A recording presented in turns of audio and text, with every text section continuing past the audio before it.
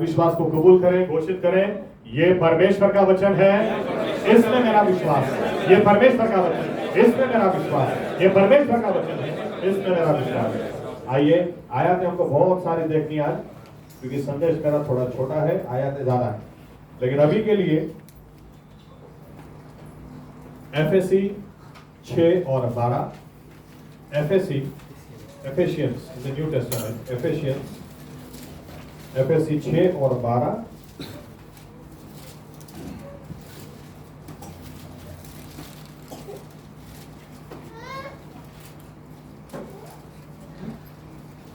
કેમ કે આપણું આ યુદ્ધ રક્ત તથા માંસની સામે નથી, પણ અધિપતિઓની સામે, અધિકારીઓની સામે, આ અંધકાર રૂપી જગતના સત્તાધારીઓની સામે, આકાશી સ્થાનોમાં દુષ્ટતાના આત્મિક લશ્કરોની સામે છે।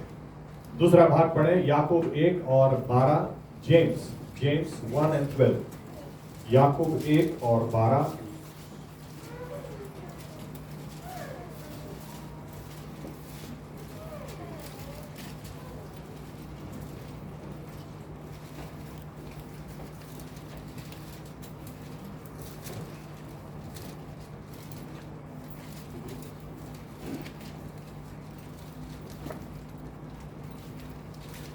જે માણસ પરીક્ષણમાં પાર ઉતરે છે તેને ધન્ય છે, કેમ કે પાર ઉતર્યા પછી જીવનનો જે મુગટ પ્રભુએ પોતાના પર પ્રેમ રાખનારાઓને આપવાને કબૂલ કર્યું છે તે તેને મળશે।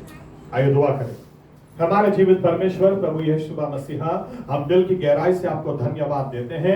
आज का दिन आपने हमें दिया, ये मौका आपने हमें दिया कि हम आपकी हजूरी में आए, आपकी स्तुति करें, आपकी आराधना करें, आपको मान सम्मान देते हुए, और प्रभु यीशु आपकी आवाज को हम सुनने पाए। हम विनती करते हैं कि इस वक्त आप इन वचनों को समझने के लिए हमें ज्ञान, बुद्धि और समझ की आत्मा दें। पवित्र आत्मा को आप हम पर उंडेल दें, ताकि पवित्र आत्मा इन वचन की सच्चाई में हमें लेकर जाए और सच्चाई हमें मुक्त करे। प्रभु यीशु, आप हमारे साथ प्रभु यीशु आपकी मर्जी को बांटें, ताकि हम आपकी मर्जी, आपकी योजना, आपके आयोजनों को जाने, सही निर्णय पर हम आए, और हमारा जीवन प्रभु यीशु मसीहा आप चाहते हैं वैसा होता चला जाए। आप बोलें और महिमा सिर्फ आप लें। ये प्रार्थना प्रभु यीशु मसीहा के नाम से हम करते हैं, साथ में कहेंगे आमीन। धन्यवाद प्रभु यीशु। बैठ सकते हैं।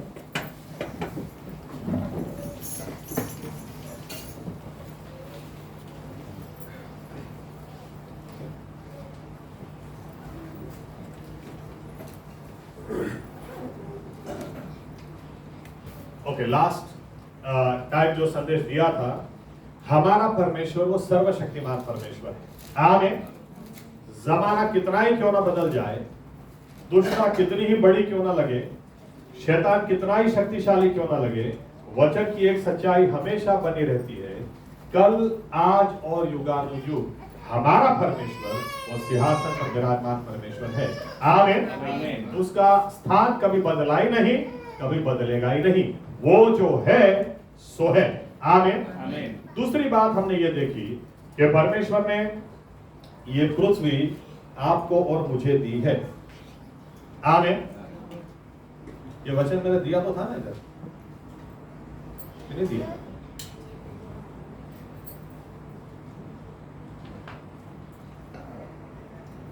कि बाकी है आप ही आसमान यहोवा के हैं, पृथ्वी उसने इंसानों को दी। आमीन। इधर जो करना है हमें करना है। हमें ये बुद्धि होनी चाहिए कि प्रभु यीशु क्या करेंगे, हम क्या करना है। वो हमेशा अगुवाई देंगे, वो अगुवाई देंगे, कहेंगे बेटा लकड़ी को उठा और जाकर उस पत्थर को मार, लेकिन मारना हमें है, वो पानी फिर उधर से निकलेगा। आमीन। आमीन। इस पृथ्वी पर उदाहरण के तौर पर परमेश्वर ने एदन बाड़ी को बनाया, फिर ऐसा नहीं लिखा है कि आदम से यूं कहा कि इसकी रखवाली मैं करूंगा। अरे आदम को कहा इसकी रखवाली तुझे करनी है। इस पृथ्वी पर हर जानवर पर तुझे अधिकार चलाना है, मछलियों पर तुझे अधिकार चलाना है, आसमान में उड़ते पक्षियों पर तुझे अधिकार चलाना है। आमीन। क्योंकि आसमान उसका है, पृथ्वी इंसानों को दी है। इसीलिए इस पृथ्वी पर कई बार लोगों को जब ये समझ में नहीं आता फरियाद करते हैं, क्यों प्रभु कुछ करता नहीं है, इतनी प्रार्थना करते हैं फिर भी क्यों कुछ करता नहीं, मैं कैसे मानूं कि वो जिंदा है। अरे आप कितने ही आक्षेप लगा लो, वो हमारी फीलिंग्स और इमोशन से काम नहीं करता है, उसका वचन की जो सच्चाई है उसके हिसाब से वो काम करता है। आमीन। इसीलिए शैतान को भी इस संसार में कुछ करना है, उसको इंसान की जरूरत है। इसीलिए डायरेक्टली वो राजा नहीं बन बैठा, हवा के पास गया, हवा के थ्रू आदम के पास गया। आमीन। और क्योंकि ये नियम परमेश्वर ने बनाया है, पृथ्वी मैंने इंसान को दी है, और इसीलिए परमेश्वर को भी जब हमें उद्धार देना था तो बाइबल कहती है वो भी इंसान बनकर आए, क्योंकि इस पृथ्वी को इस पृथ्वी पर इंसान का ही चलेगा। 1000 साल के लिए भी यीशु मसीह आएंगे राज करने के लिए, तो भी इंसान के रूप में ही आने वाले हैं। आमीन। नियमों को हमें समझना है। परमेश्वर आसमान उसके पास रखे हैं, पृथ्वी उसने इंसानों को दी है। इसीलिए यीशु मसीह ने आते ही 12 लोगों को चुना और कहा अभी तुमको सुसमाचार प्रकट करना है, तुमको जाना है। हम कई बार बोलते प्रभु तू बचा ले, प्रभु तू कर। अरे परमेश्वर यूं बोलता है तू जाकर सुसमाचार दे, तू जाकर प्रार्थना कर, तू कहेगा तो दुष्ट आत्मा निकलेंगे, तू हाथ रखेगा तो बीमार चंगे होंगे। आमीन। हमें प्रार्थना भी हमारी बदलनी चाहिए। हमें प्रार्थना भी यूं करनी चाहिए कि प्रभु आप मुझे बोलो मुझे क्या करना है, करना तो अल्टीमेटली मुझे ही पड़ेगा। आमीन। वो अगुवाई देगा। इस्राएलियों को जब परमेश्वर बोलता है मूसा को मैं उनको छुड़ाने के लिए उतर आया, तो छुड़ाने के लिए उतर आया, फिर क्या किया? परमेश्वर ने किया क्या? नहीं, मूसा को बोलता है मैं उनको छुड़ाने के लिए उतर आया हूं, उसके लिए मैंने तुझे चुना है, तुझे करना है।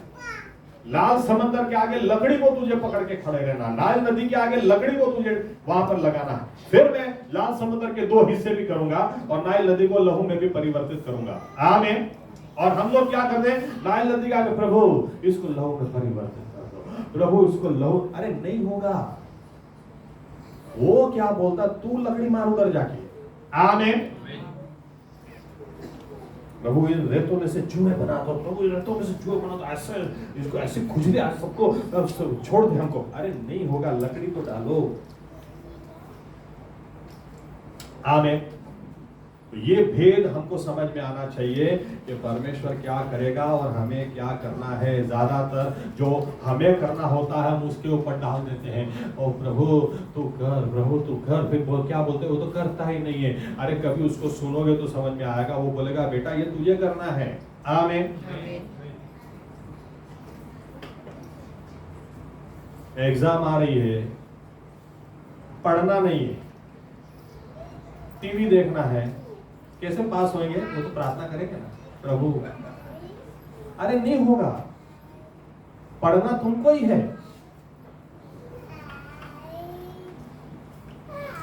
आमीन। आखिरी बात हमने ये देखी थी, तीसरा मुद्दा ये देखा था कि परमेश्वर उसी का इस्तेमाल कर सकता है जो, मैंने उदाहरण भी अच्छा दिया था, कुछ लोगों के लिए रिपीट कर देता हूं मैं, कि अगर थाली गंदी हो तो उसमें कोई खाना नहीं देता है, साफ की हुई थाली में खाना खाते। आमीन। कई लोगों की आदत है, होटल में जाते ना, होटल में जाते तो भी वो प्लेट धोएगा उसको भी वापस साफ करेंगे, फिर खाना उसमें लेंगे। शादी में भी कितनी बार, शादी में भी जाएंगे तो पहले वो टिश्यू पेपर लेके वो कितनी साफ करवा देंगे, फिर भी साफ करेंगे, क्योंकि खाना साफ थाली में किया जाता है, खाया जाता है। आमीन। और यहां पर अगर हमारे जीवन में गंदगी हो, परमेश्वर तो चाहता है उसको सामर्थ को दिखाना, वो तो चाहता है लोग जाने कि आज भी हमारा परमेश्वर वो परमेश्वर है। लेकिन अगर हमारा जीवन ठीक नहीं है, गंदगी हम लेकर बैठे हैं और इतने पाप गुनाह लेकर बैठे हैं, दूसरों को न दाएं न बाएं वाले को पता है कि मेरे जीवन में इतने गुनाह है, लेकिन परमेश्वर को जानता है, वो इस्तेमाल नहीं कर सकता। उसको साफ प्लेट चाहिए। आमीन। साफ प्लेट चाहिए। परमेश्वर इसलिए मूसा को बोलता है कि मैं चाहता हूं कि लोग मुझे देखें, मैं चाहता हूं लोग मेरा अनुभव करें। लेकिन मूसा अपने लोगों से कहे कि 3 दिन वे अपने आप को शुद्ध करें, वे अपने आप शुद्ध करें, मैं सबके देख के अपनी महिमा में उतर आऊंगा। आमीन। यहोशुआ को परमेश्वर यूं नहीं कहता है कि कैसे रास्ता निकालोगे, या तो यहोशुआ भी लोगों को यूं नहीं कहता है यरदन से उस पार कैसे जाएंगे, यरीको को कैसे जीतेंगे। वो क्या बोलता तो ये बोलता है यहोशुआ 3, 4 और 5 के अंदर, तुम आज अपने आप को शुद्ध करो, कल यहोवा तुम्हारे लिए बड़ा काम कर देगा। आमीन। आमीन। आमीन। तुम अपने आप को शुद्ध करो। विश्वासियों को यह पता होना चाहिए कि अपने आप को शुद्ध करना बहुत जरूरी है। आमीन। गंदी प्लेट का परमेश्वर इस्तेमाल नहीं कर सकता। कई लोग चाहते हैं प्रभु मेरा इस्तेमाल कर दे। अरे आप बाइबल कॉलेज कर लो तो इसका मतलब ये नहीं वो इस्तेमाल करेगा। सेमिनरी कर लो, आप शॉर्ट टर्म कोर्स कर लो, अरे उसको उससे कोई फर्क नहीं पड़ता है। मछुआरे अनपढ़ थे, फर्क नहीं पड़ा, लेकिन शुद्ध होने चाहिए। जो शुद्ध प्लेट हो उसी में खाना पिरसा जाता है, दिया जाता है। आमीन। आमीन। इस विषय पर हम आगे बढ़ना चाहते हैं। मेरा आज का टॉपिक थोड़ा अलग है, बाद में इसको इकट्ठा हम करेंगे, लेकिन आज का मेरा टॉपिक है कि हमको लड़ना है या तो लड़ाई करना सीखना है। कई बार हम लोग एक फरियाद करते हैं, बताए प्रभु क्यों मेरी शादी नहीं होती, प्रभु क्यों मेरे बच्चे नहीं होते, प्रभु क्यों मुझे अच्छी नौकरी नहीं मिलती, क्यों मेरे जीवन में कुछ नई आशीष नहीं आती, क्यों ये नहीं होता, क्यों वो नहीं होता। लेकिन आप बाइबल अच्छी तरह से पढ़ोगे ना तो आपको एक बात समझ में आएगी। अगर आप प्रश्न पूछ रहे हैं तो आप आपका कीमती समय वेस्ट कर रहे हैं। आपको ये पूछना ही नहीं है, क्योंकि बाइबल हमको पहले से बताती है लड़ना जरूरी है, बिना लड़े कुछ मिलेगा ही नहीं। तो हम कैसे पूछ सकते हैं ये समस्या क्यों आई? ये आई है क्योंकि आपको लड़ाई करनी है। बाइबल कहती है, पहला ही हमने पढ़ा, हमारा युद्ध रक्त और मांस के खिलाफ नहीं, यानी युद्ध तो है ही। आमीन। तो युद्ध है तो लड़ना तो पड़ेगा ना। हम कैसे युद्ध भूमि में आप पूछोगे कि मुझे क्यों लड़ना? युद्ध भूमि में आप चाहो नहीं चाहो शैतान हमला करता ही आपके ऊपर। आप कितनी अच्छी तरह से गाड़ी चला के जाओ तो दूसरा देखो बीच में आता कि नहीं आता। आप जिस दिन सोच लोगे आज के बाद मैं गाली नहीं बोलूंगा, कुछ भी हो जाए, उसी दिन कोई आके ऐसे ठोकेगा कि पहली मुंह में से गाली ही निकली। अरे यार इतना ऐसा डिसीजन लिया था। आप चाहो नहीं चाहो, हम लोग ऐसे नहीं जी सकते। देखो मैं तो शेर को नहीं खाता, तो शेर क्यों मुझे खाएगा? खाएगा ही। आमीन।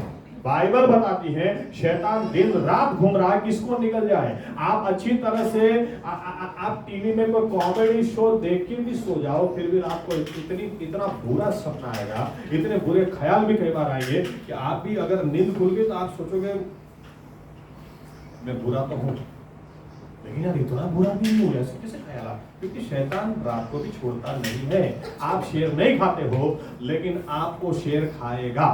आमीन। समझ लेना। इसलिए इस युद्ध में हमको प्रश्न ही नहीं करना है कि मेरे साथ क्यों ऐसा हो रहा है। हमको प्रश्न ये करना है, जब मैं युद्ध भूमि में हुई, कभी किसी सैनिक को देखा युद्ध भूमि में किसी को पूछेगा यार बंदूक मुझे क्यों चलानी? अरे तू नहीं चलाएगा तो कोई सामने से गोली आएगी, खत्म। बाइबल कहती है हम युद्ध में हैं, तो प्रश्न ही खड़ा नहीं होता पूछने का कि क्यों मेरे साथ ऐसा हुआ, क्यों मेरे साथ ऐसा। हमको करना क्या है कि अपने आप को तैयार इस तरह से करना है कि ऐसा लड़ाई करूं कि मैं जीत के उस पार करूं। आमीन। टाइम वेस्ट मत करो। स्कूल में पढ़ते हैं बच्चे, एग्जाम आती है, क्या घड़ी घड़ी एग्जाम आ जाती है। अरे कितना ही बोलो फिर भी एग्जाम तो देनी ही पड़ेगी, उसके बिना अगली क्लास में तो नहीं जा सकते। आमीन। कितनी फरियादें कर लो फिर भी पढ़ना ही पड़ेगा। कितनी ही फरियादें कर लो, विदाउट परीक्षा दिए बिना, अच्छी तैयारी किए बिना आगे के स्टैंडर्ड में नहीं जा सकते हो। खत्म हो गई बात। और वो विद्यार्थी जो ज्यादा प्रश्न में समय नहीं खराब करते हैं, अरे भाई एग्जाम दिए बिना, एग्जाम तो देनी है, मस्त तैयारी करते, वो अच्छी तरह से आगे जाते हैं। आमीन। विश्वासी को यह प्रश्न होना ही नहीं चाहिए क्यों मेरे साथ ऐसा होता है। यीशु मसीह के साथ क्या क्या हो गया, यीशु मसीह ने एक बार भी नहीं कहा क्यों मेरे साथ ऐसा होता है। यीशु मसीह ने ऊपर से क्या कहा, चेलों को देखो इस दुनिया ने मुझे नहीं छोड़ा, तुमको भी नहीं छोड़ेंगे, तुम ध्यान रखना। उन्हें वाला है तैयारी करो। आमीन।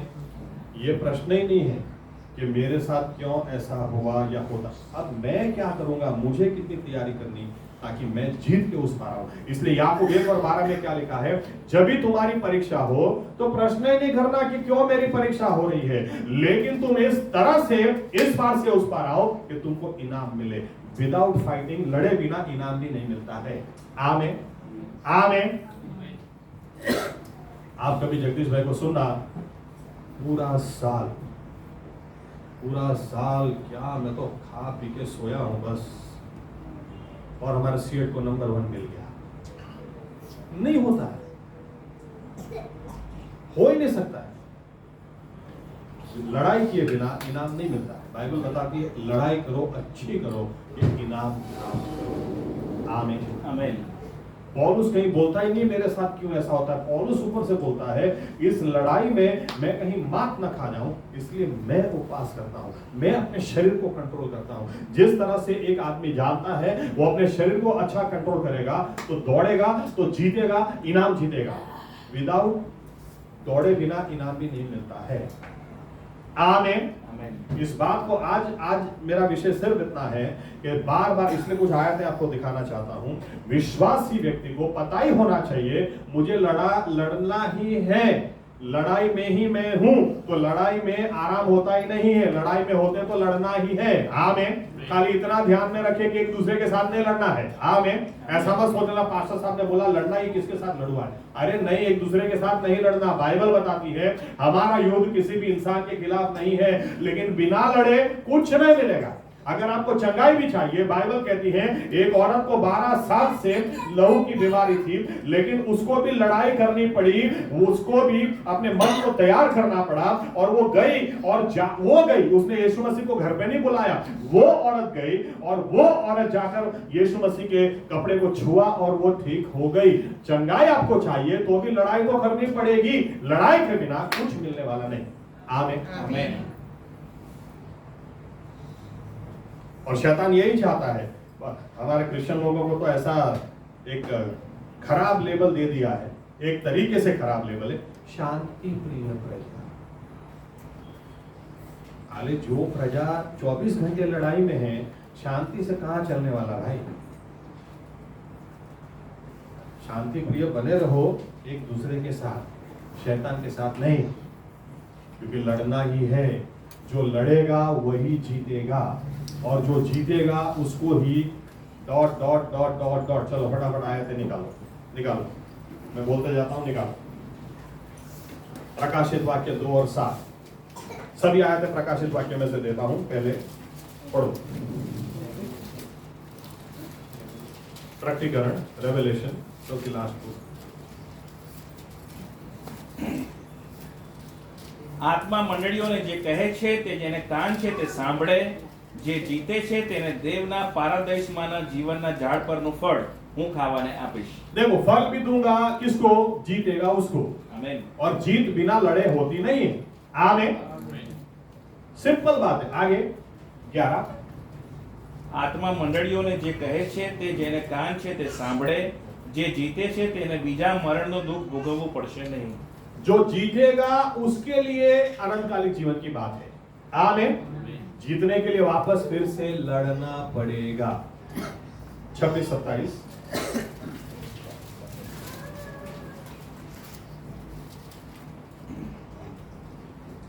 જે જીતે છે અને અંત સુધી મારા કામ જારી રાખે છે તેને હું વિદેશીઓ પર અધિકાર આપીશ। તે લોડાના દંડથી તેઓ પર અધિકાર ચલાવશે અને કુંભારના વાસણની પેઠે તેઓના કકડે કકડા થઈ જશે। હું પણ મારા પિતા પાસેથી એમ જ અધિકાર પામ્યો છું। क्या बोलते हैं यीशु मसीह? ये सब कलीसिया से बात कर रहे हैं। कलीसिया को क्या बोल रहे हैं? जो जीतेगा उसी को अधिकार मिलेगा। आमीन। जो जीतेगा उसी को ये आशीष मिलेगी। 3रा अध्याय 5वीं आयत।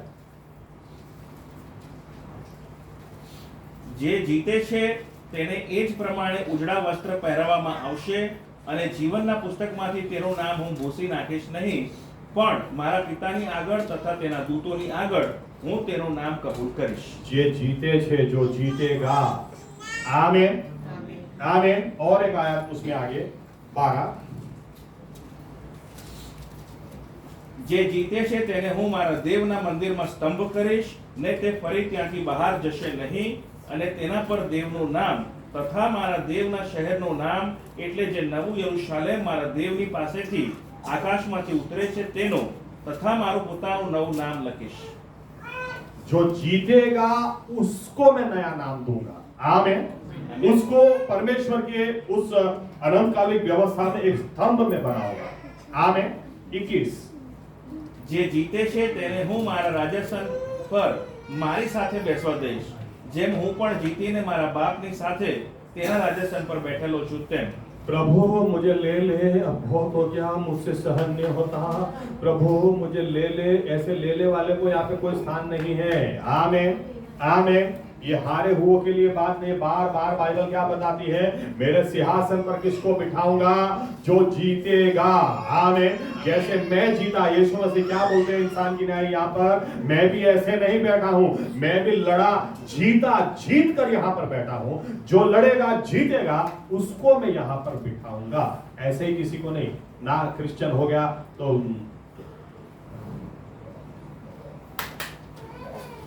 इनकी बात नहीं। आमीन। जो लड़ेगा जीतेगा उसको मैं बिठाऊंगा। 21 और 7 प्रकाशित वाक्य पूरा भरा है ऐसी आयतों से। बार बार बाइबल का आखिरी पुस्तकों को बताता है हमको जीतना है। स्वर्ग में जीते हुए लोग जाएंगे, अनंत काल में जीते हुए लोग जाएंगे। और जीतेगा कौन? जो लड़ेगा। यस।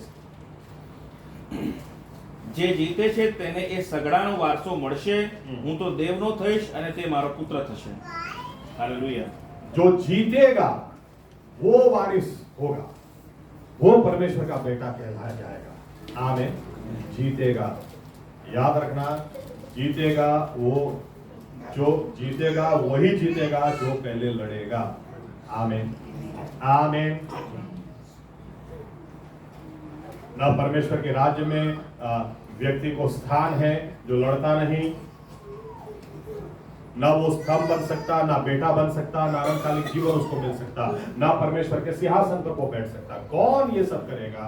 वही जो जीतेगा। आमीन આમેન। आमीन। मैंने पहले ही कहा, मैं आज इस बातों पर जोर देना चाह रहा हूं पौलुस, कि हमको लड़ना है या हम लड़ाई में हैं। कभी भी प्रश्न मत करो क्यों मेरे साथ ऐसा हुआ, क्यों वो छोड़ के चला गया, क्यों वो छोड़ के चले गए, क्यों इतने इंटरव्यू के बाद भी मेरा निकल नहीं रहा नंबर, क्यों? अरे ये सब लड़ाई का एक हिस्सा है।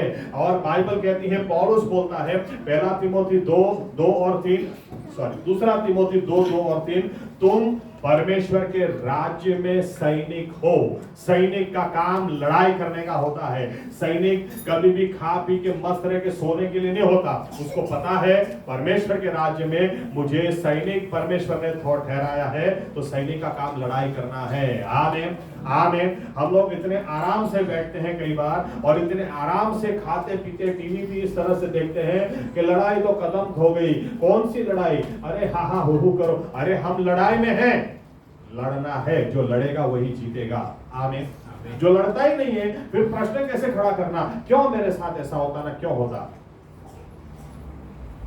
क्योंकि आप लड़ोगे नहीं तो जीतोगे नहीं, और फिर प्रश्न करोगे क्यों मेरे साथ। मैं धीरे धीरे वचन से इन बातों को दिखाना चाहता हूं। हर चीज के लिए हमको लड़ना है।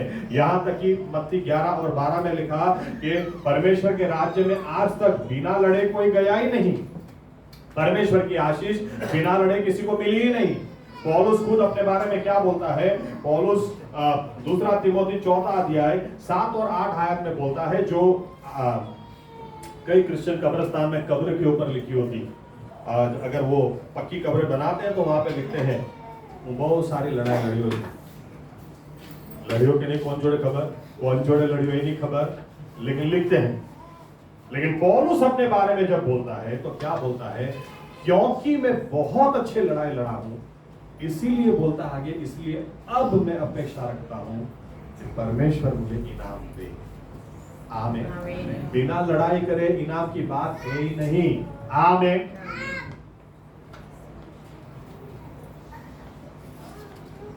यहां तक कि जब तिमोथी को वो लिखता है, पहला तिमोथी 6 और 12 में, तो वहां पर भी तिमोथी को वो क्या लिखता है?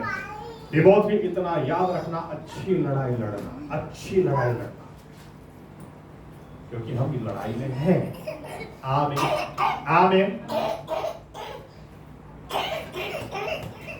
आपको बिना लड़े न चंगाई मिलने वाली, ना बिना लड़े आपको शांति मिलने वाली, बिना लड़ाई करे आपको कोई भी आशीष मिलने वाली नहीं है।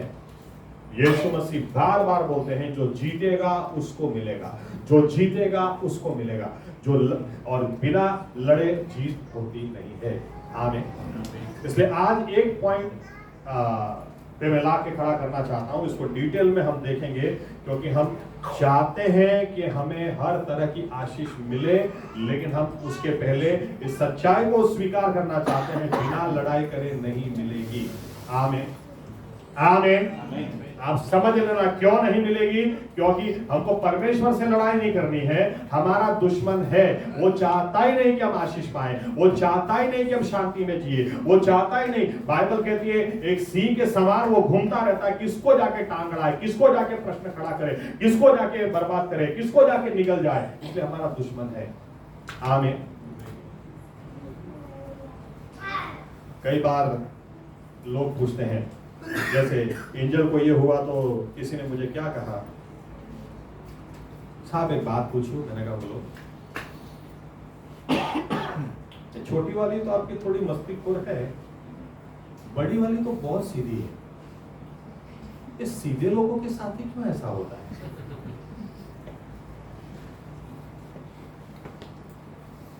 मैंने कहा इससे समझ जाओ इतना सीधा नहीं रहना।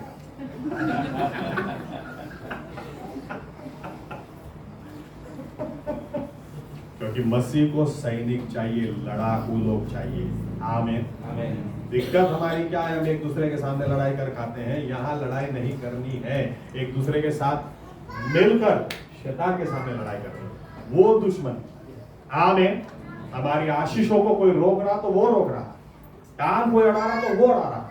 आमीन। हम एक दूसरे को एक नहीं होने देता, वो भी वो नहीं होने देता। आमीन। आज एक बात आपके सामने लाकर रखना चाहता हूं। चलो यीशु मसीह का उदाहरण लेते हैं, पढ़ते हैं लूका 4:1। लूका 4:1।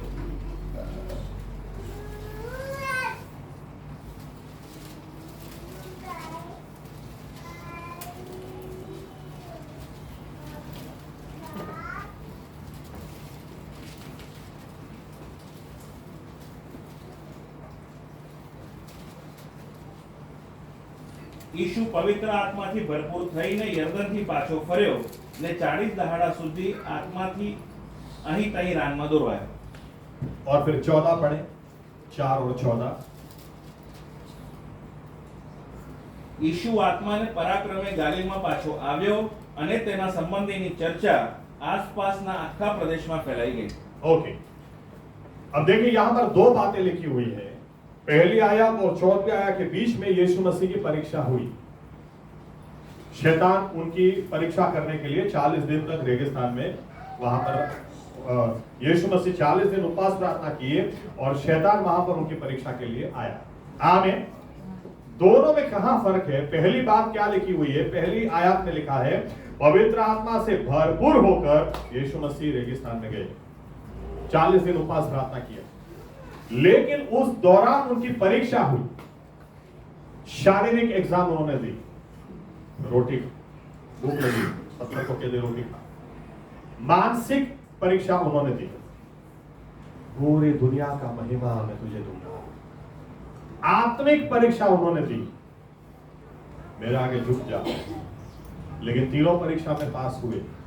पास होने के बाद लिखा है जब परीक्षा पास करने के बाद यीशु मसीह वापस आए, गए तब पवित्र आत्मा से भरपूर थे, लेकिन परीक्षा पास कोई करता तो इनाम मिलता ही है।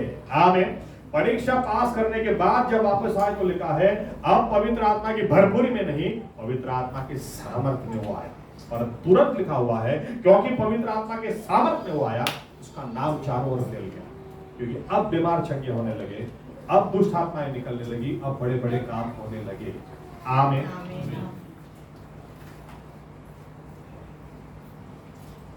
मेरा कहने का मतलब यह है, दो बातें या तो दो पॉइंट आपके साथ में शेयर करूं। एक पोस्ट और दूसरा अधिकार। जब भी हम परमेश्वर के पास आते हैं, ये हमारे गुनाहों को हम कबूल करते हैं। जब गुनाहों को हम कबूल करते हैं, बाइबल क्या बताती है? वो हमें अपना बेटा बेटी कहलाने का अधिकार देता है। आमीन। आमीन। तो हम उसको अब्बा बाप कह के बुला सकते हैं और वो हमें बेटा या बेटी कहकर बुलाता है। लेकिन ये पोस्ट हमको जरूर मिल गई, एक पोजीशन हमको जरूर मिल गई, लेकिन यहां से अधिकार नहीं मिलता है। या तो मैं इस तरह से कह दूं कि यहां से आपकी एग्जाम शुरू होती है, आप परीक्षा जितनी पास करोगे उतना ही अधिकार ज्यादा आपको मिलता चला जाता है। याद रखना, प्रभु यीशु, बाइबल बताती है कि परमेश्वर का बेटा उस स्वरूप में वे आए, उसके बाद पवित्र आत्मा से भरपूर थे, फिर परीक्षा दी। और जब परीक्षा दी, परमेश्वर का बेटा होने से ही सीधा पराक्रम मिल जाता, तो परीक्षा देने की कोई जरूरत होती ही नहीं। लेकिन परीक्षा देने के बाद सामर्थ को मिलेगी, सामर्थ पाएगा। आमीन। यानी जब भी विश्वासी व्यक्ति परीक्षा देता है, ये या तो मैंने पहले जिस तरह से कहा, हमको प्रश्न नहीं करना है कि ये क्यों मेरे साथ होता है। अब बहुत अच्छी तरह से अगर आपको उदाहरण दे दूं, यूसुफ को आप अच्छी तरह से स्टडी कर लेना। यूसुफ ने किसी भी जगह प्रश्न नहीं किया कि क्यों मेरे साथ ऐसा होता है। अब उदाहरण के तौर पर बाइबल बताती है, जब ये अपने भाई काफी समय से वापस नहीं आए, तो पिता ने कहा बेटा जाओ और जाकर पता करो कि भाई लोग कहां हैं, जाकर पता करो।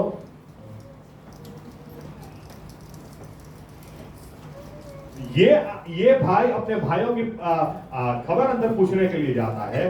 दूर से यही भाई उनको देखकर क्या बोलते हैं कि चलो इसको खत्म कर देते हैं। अब यूसुफ की गलती क्या थी? सपने देखता था। अब कोई बड़े सपने देखता है तो उसमें कोई किसी को मार कैसे सकता है या मारने का सोच कैसे सकता है? हाँ, उसका सपना थोड़ा जरूर और था। उसका सपना ऐसा था कि मुझे ऐसा सपना आया कि एक दिन तुम सब मेरे आगे झुकोगे, यानी परमेश्वर मुझे तुमसे भी ऊपर के स्थान में बिठाएगा। ये कुछ हजम नहीं हो रहा था। लेकिन एक बात तो सोचने वाली होती है कि अपने ही भाई को ऐसा सपना देखने के लिए, मारने के लिए कौन सोचेगा? लेकिन फिर भी ये लोग सोचते हैं। यहां तक कि अंदर डिस्कशन भी करते हो तो रूबेन ने बीच में टांग अड़ाई। रूबेन ने कहा नहीं, इसको मार नहीं देना है, काम करते हैं, कुछ भी हो अपना ही भाई है, इसको बेच देते हैं। आप अच्छी तरह से पढ़ना, वहां पर उत्पत्ति 37 अध्याय 38 को निकाल दो, 37 के बाद 39 से पढ़ो, वहां पर आपको पूरी बात आगे जाती मिलेगी। बाइबल कहती है यूसुफ ने इस पहली परीक्षा को भी पास किया। बाइबल कहती है, या तो मैं थोड़ी कल्पना आपके अंदर डालूं, किसी व्यक्ति को आप बेच रहे हैं तो वो चिल्लाया नहीं होगा क्या? वो खड्डे के अंदर है, वो खड्डे के अंदर ऊपर भाइयों को सुन रहा है, तो बात कर रहे हैं, मार देते यार, चलो इसको खत्म कर दे, तो खत्म कर दो बात। और दूसरा भाई बोलता नहीं नहीं इसको बेच देते हैं। तो ये अंदर सुन के इसकी हालत क्या होती होगी? और ये बोला भी होगा, गिड़गिड़ाया भी होगा, अरे मैंने ऐसा क्या किया? मैं तो यहां तक कि तुम कितने दिनों से घर पे नहीं आए, इसलिए मैं तुम्हारी खोज में आया। तुम किधर हो वो देखने के लिए पापा ने मुझे भेजा, मुझे कहां मारने की बात कर रहे हो? लेकिन आप उसकी मेंटल कंडीशन सोचो। यहां तक कि उसको जब निकाल के दूसरे ही देश में डाल दिया, जिस आदमी ने ज्यादा कुछ देखा नहीं, वो घर से बाहर भी निकला तो अपने भाइयों की तबीयत कैसी है उसके लिए निकला है, उसको तुम डायरेक्ट विदेश में दे रहे हो, बेच दे रहे हो गुलाम के भाव। वो कितना रोया होगा, कितना गिड़गिड़ाया होगा। लेकिन बाइबल हमको यूं बताती है, या तो बताती नहीं है कि उसने एक भी बार फरियाद नहीं की हो कि मेरे साथ क्यों ऐसा हुआ। आप सोचो कि जब उसको मंडी में जाके खड़ा कर दिया गया, क्योंकि उस जमाने में लोगों को मंडी में खड़ा किया जाता था और उनके भाव लगते थे, लोग बोली लगाने आते थे, ये आदमी मुझे इतना में चाहिए, इतने में चाहिए। यूसुफ को एक आदमी खरीद के ले जाता है जो अपने पिता के घर में एक राजकुमार की तरह जिंदगी जी रहा है।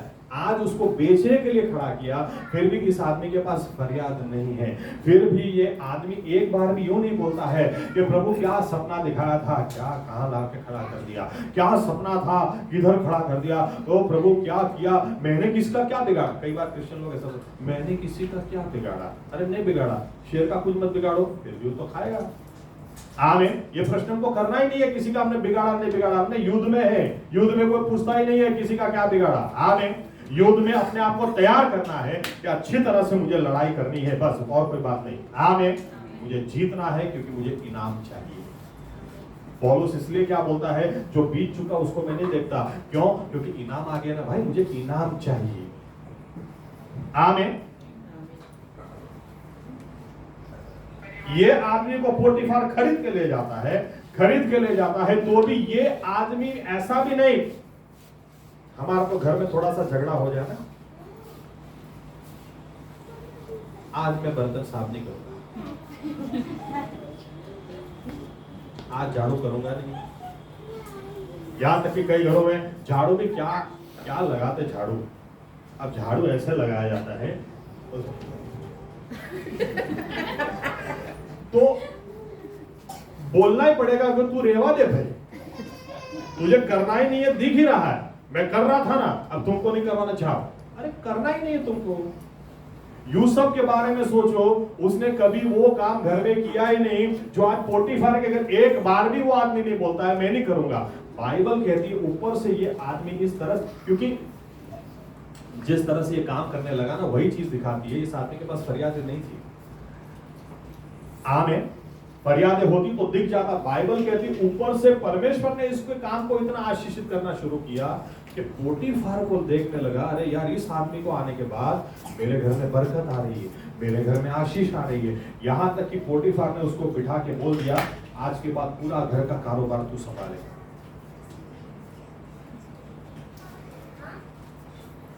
इसके पास फरियादें थी नहीं, ये परीक्षा पे परीक्षा पास करते जा रहा था।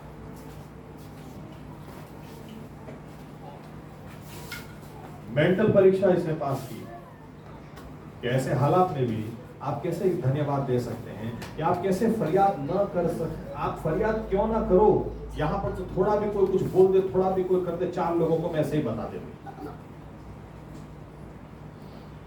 बाद में ऐसा भी बोल देते, क्या करें वो एक्चुअली बहुत बुरा हो गया ना, तो कंट्रोल नहीं हो रहा था, इसलिए कोई नहीं मिला तो जो है वो भी बता दिया। ये आदमी पोटीफार के घर में इतना अच्छी तरह से काम कर रहा है कि इसको पोटीफार को यूं भी नहीं बोल रहा है, मैं अपने घर में ये था, मेरा बाप, तुमने सुना होगा इब्राहिम इसहाक याकूब नाम सुना होगा, वो मेरा बाप है, तुमने कहीं सुना होगा क्या, वो मिस्र में भी गया, वो मिस्र में आया था, मेरा दादा दादा का दादा इब्राहिम उधर आके रहा था। ये कुछ बात नहीं, सीधा गुलाम तो गुलाम की टाइम में काम करना शुरू कर दिया। इसके पास कोई फरियाद नहीं। हमारा तो कुछ भी नहीं होता, हम लोग कई बार बोलते तू जानता नहीं मैं कौन हूं, अरे जानना भी नहीं, तू है कौन भी। यूसुफ ने कुछ भी नहीं कहा, मेरे घर पे यहोवा देव आए थे, मेरे इब्राहिम दादा के पास खाना खाया था, कुछ भी नहीं। मेंटल परीक्षा इस आदमी ने पास कर ली थी, इसके पास फरियादें थी नहीं, जो हालात हो लिखा, बार इसलिए लिखा, खड्डे में भी था परमेश्वर उसके साथ था, पोटीफार के घर में यहोवा परमेश्वर उसके साथ था, क्योंकि इसके पास फरियादें नहीं थी। आमीन। यहां तक कि दैहिक फिजिकल परीक्षा भी इसने पास कर ली। जब पोटीफार की औरत बोलती है कि मेरे साथ उल्टा सीधा संबंध रख, बोलता नहीं रख सकता, रख ही नहीं सकता, मेरे मालिक ने सब कुछ मुझे दिया, तुझे खाली अब वो तू उसकी है, मैं नहीं रख सकता, खत्म हो गया।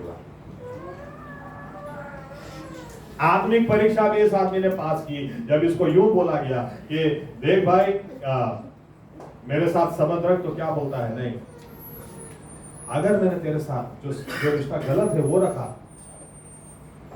मेरा परमेश्वर देखता है। आमीन। ज्यादातर अगर आपके साथ उल्टा सीधा होता है ना, तो पहले आदमी क्या बोलता है, पाप करने का बहाना क्या होता है उसके पास, पता है, किधर था प्रभु यीशु, किधर थे जब मेरे साथ ये सब हो रहा था, मैं तो करूंगा, मुझे कोई फर्क नहीं पड़ता। लेकिन यूसुफ ऐसा नहीं था, उसने इस परीक्षा को भी पास किया। बाइबल बताती है जो परीक्षा पास करता है उसको परमेश्वर ऊपर उठाता है। आमीन, आमीन। परमेश्वर ने उसको इतना ऊपर उठाया कि उसका सपना परमेश्वर ने पूरा किया। वो कभी भी कोई सोच नहीं सकता उसकी स्टोरी को देखकर कि यहाँ से भी कहीं रास्ता यहाँ जाता होगा। आप कहीं से भी जाते हो, कैसे भी हालात में क्यों ना हो, लेकिन अगर परीक्षा आती है तो पहली बात ध्यान में रख ले, यीशु मसीह ने पहले कहा जीतेगा तो। आमीन। अय्यूब के बारे में भी क्या लिखा है, अय्यूब के बारे में लिखा है शैतान और परमेश्वर के बीच में बात हो रही है, परमेश्वर बोलता है तूने अय्यूब को ध्यान में लिया क्या, बोलता है हाँ लिया है, लेकिन वो तो क्या तूने बहुत आशीष दी है इसलिए तेरी आराधना करता है। लेकिन बाइबल बताती है आशीषें नहीं भी रही तो भी लिखा है अय्यूब ने परमेश्वर की आराधना करते हुए कहा, नंगा आया था, जो कुछ लेकर आया ही नहीं था, क्या लेकर जाऊंगा, ये कहकर भी उसने आराधना की, परमेश्वर के खिलाफ वो नहीं बोला। आमीन। वो परीक्षा उसने पास की। बाइबल कहती है कोई आश्चर्य की बात नहीं, परमेश्वर ने उसको सब कुछ 2 गुना दिया। जो परीक्षा पास करता है उसको इनाम मिलता ही है। आमीन आमीन। हमारे सामने जितनी भी हालात आए हमको अब अपना दृष्टिकोण बदलना होगा, देखने का नजरिया बदलना होगा।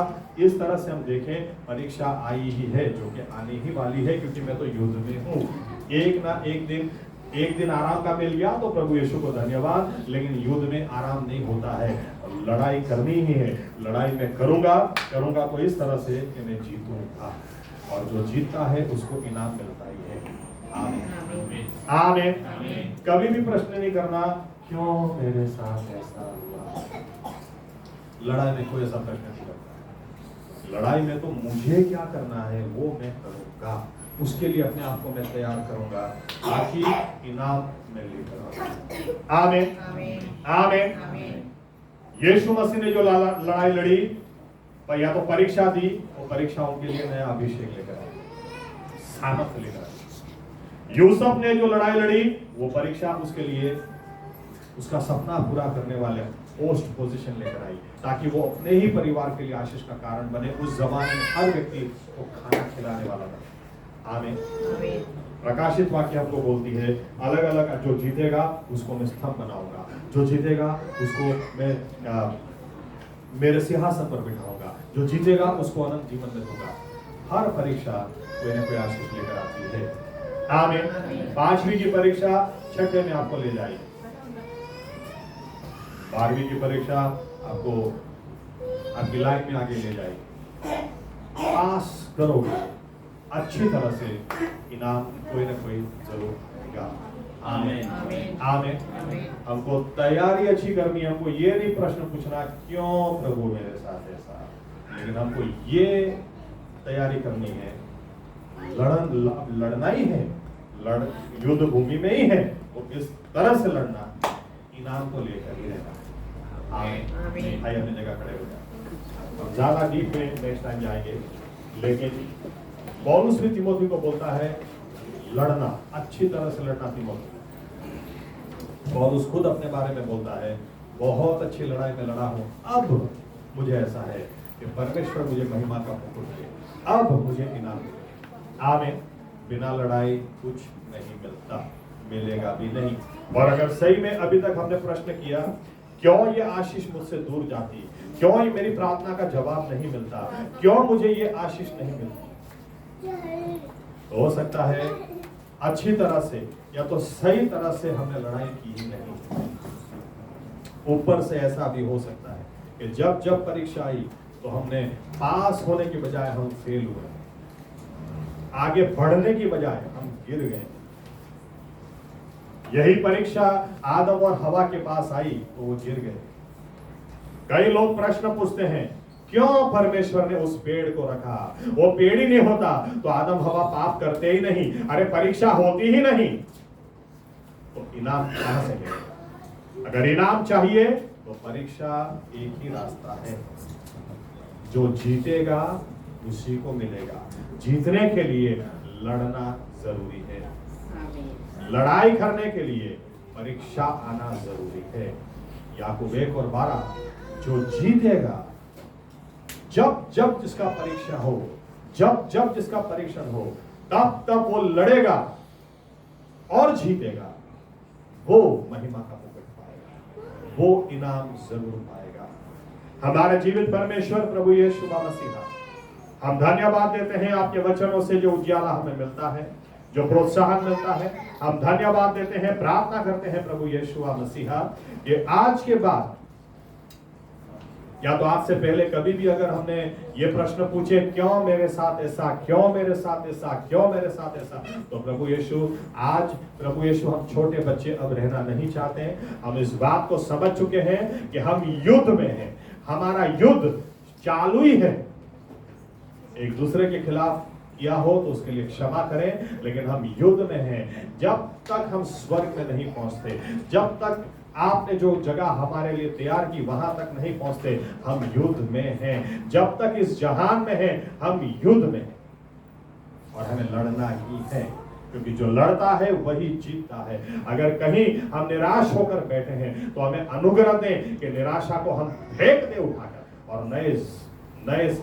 सिरे से उत्तेजित हो जाएं इस लड़ाई में लड़ने के लिए, शैतान का सिर कुचलने के लिए और जीत कर आगे बढ़ने के लिए, ताकि हम इनाम पाएं।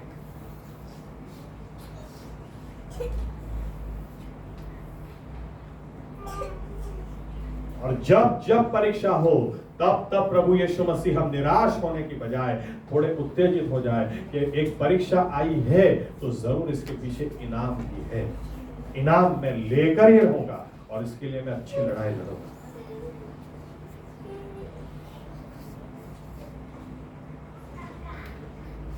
शैतान भी जानता है इस बात को, इसलिए प्रभु यीशु कितनी बार परीक्षा लेकर आता है ये सोचकर कि आदम हवा गिरे तो ये भी गिरेगा।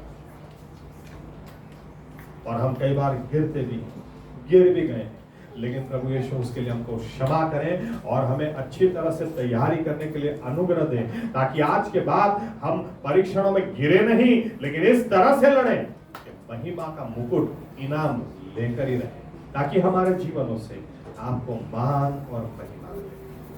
अच्छी तैयारी करने के लिए हमें अनुग्रह दें और भी हमें समझ दें, बुद्धि दें, ज्ञान दें। ये प्रार्थना प्रभु यीशु मसीह के नाम से हम करते हैं। साथ में कहेंगे आमीन। धन्यवाद प्रभु यीशु, धन्यवाद प्रभु यीशु।